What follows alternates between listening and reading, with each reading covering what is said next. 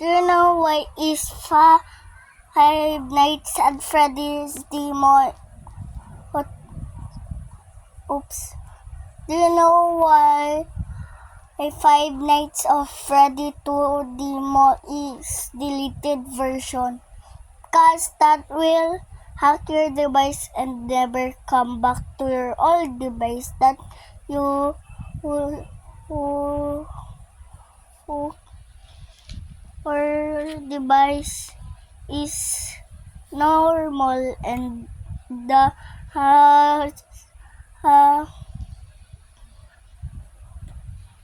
Freddy's at Five Nights at Freddy his demo is can hack your device. That's why Five Nights at Freddy's is deleted on our Play Store.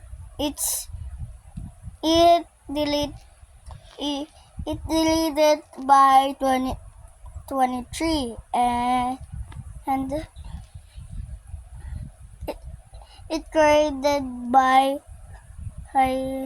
someone that's even know to how to create Five Nights at Freddy. All the Five Nights at Freddy someone created it. All the Five Nights at Freddy's to that is in deleted version and hack your device. So this is my device. I'm not gonna install it on this device because I cannot use my phone again. It's gonna be hacked.